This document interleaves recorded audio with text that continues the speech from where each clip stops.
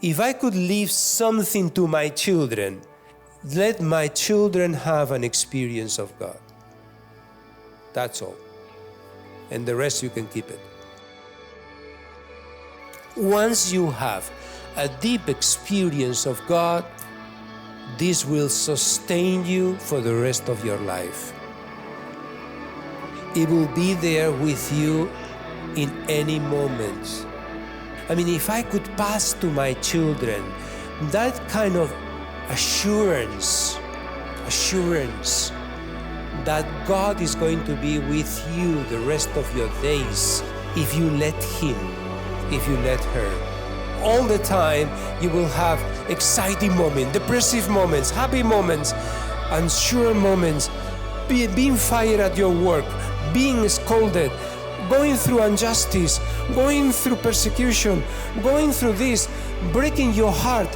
Your wife will leave you, you will get the disease, you will have a car accident, your life is just full of changes. And nothing, almost nothing, will be controlled by you. Nothing. You want to be in control of your life. You think, hey man, I want to be in control of my life. And that's why I want to get a good job. I want to get a good wife, perfect please, and some perfect children and perfect dog. I want to have a perfect swimming pool and perfect. So that everything will be controlled. No way. There is no way that you can control nothing. Nothing can be controlled. In what way you can be driving your car and not just being a passenger in your car is by centering yourself in God.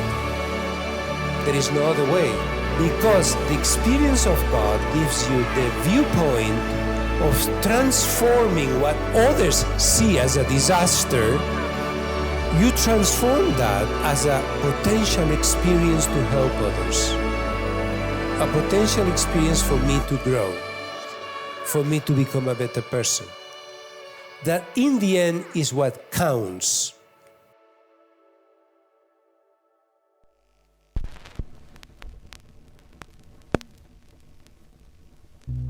If you try to keep God for you, it will disappear. It will go. That's the incredible contradiction. You are fighting like crazy to get the experience, and once you have the experience, if you keep it for yourself, it will disappear.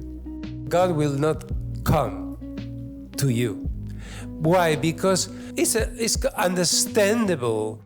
He loves every single human being. He loves every being of the universe.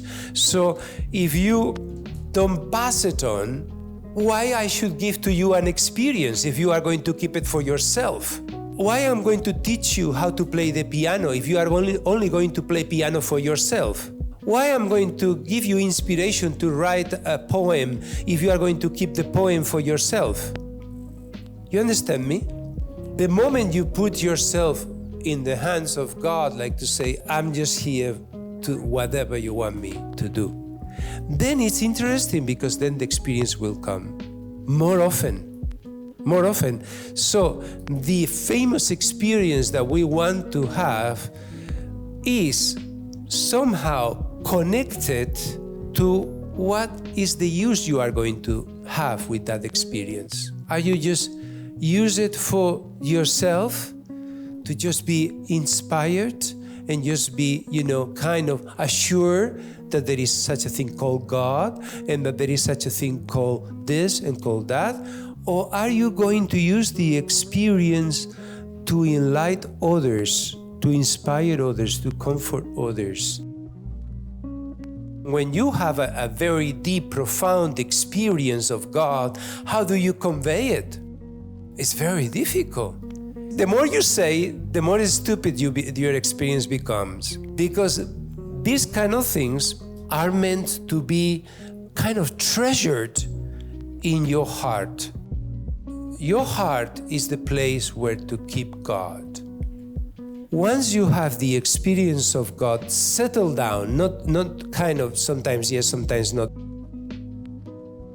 It's not a question of I feel, I have experience of God. When was the last time you experienced God, Armando? When was the last time? That was not the question. For me, in this moment, now it's not like that anymore. Your experience of God will grow, will mature. Because now I don't want to bother God with giving me any goodie. I don't want it. I don't need it. I know what needs to be done. I know what you want me to do. And I'm a responsible child. And if I made any mistake, don't worry, I will take responsibility for such a mistake. I know what needs to be done. I know what you want me to do. I know what needs to be done. I know what you want me to do.